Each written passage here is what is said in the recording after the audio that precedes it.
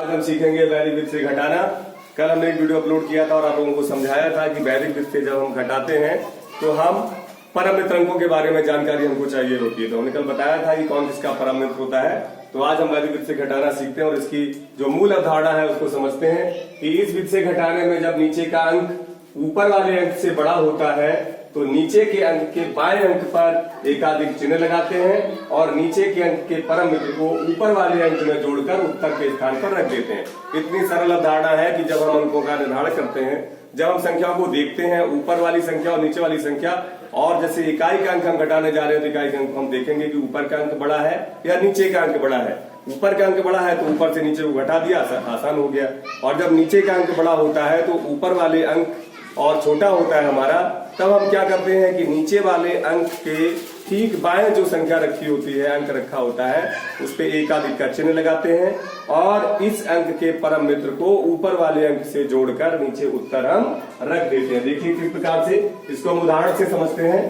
एक उदाहरण के माध्यम से इसको हम समझते हैं कि कितनी आसानी से हम वैदिक विधि का प्रयोग करते हुए संख्याओं को घटा लेते हैं। जैसे कोई संख्या हमने लिखी, पहले 2 अंक की संख्याओं को हम समझते हैं। हमने 56 लिखा है और इससे हमें 39 को घटाना है। अब देखिए यहाँ पे हम जब इकाई के स्थान पर हमने देखा ऊपर 6 नीचे 9 है, नीचे का अंक बड़ा है, ऊपर का अंक छोटा है। जैसे ही नीचे का अंक बड़ा है उसके बाएं वाले अंक पे आएंगे और एकाधिक का चिन्ह हमने लगा दिया और इसका परम मित्र 9 का परम मित्र क्या होगा? एक को इससे जोड़ दिया, कितना हो गया? ये 7 तुम्हारा यहाँ उत्तर आ जाएगा, उत्तर में रख दिया जाएगा। उसके बाद यहाँ कितना है? 5। और ये कितना हो गया? ये 4 हो गया, क्योंकि 3 से 1 अधिक है यानी कि 4 है, अर्थात 5 में से 4 गए 1। देखिए कितनी सरलता से इसको हमने सरल प्रकार से इसको घटा लिया है। इसी प्रकार अब दूसरा एग्जाम्पल हम 3 अंक की संख्या से समझते हैं। दूसरा एग्जाम्पल 3 अंक की संख्या से समझते हैं।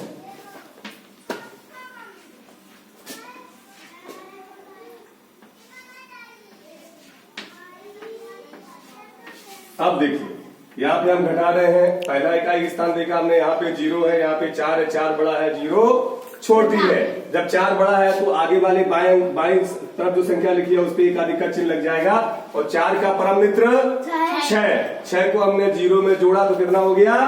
6 आ गया। अब यहाँ पे संख्या हमारे पास कितनी हो गई? 9 और ऊपर वाली है 3, तो ऊपर 3 छोटा है, नीचे 9 बड़ा है।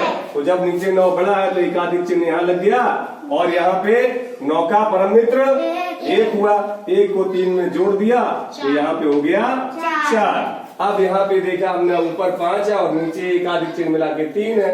5 में से 3 गए 2, है ना सरल? ना हासिल लेना है ना हासिल देना है। इतनी सरलता से हम वैदिक विधि का प्रयोग करके घटा की संक्रिया को हल कर लेते हैं। समझ में आ गया? ओके, बहुत बहुत धन्यवाद।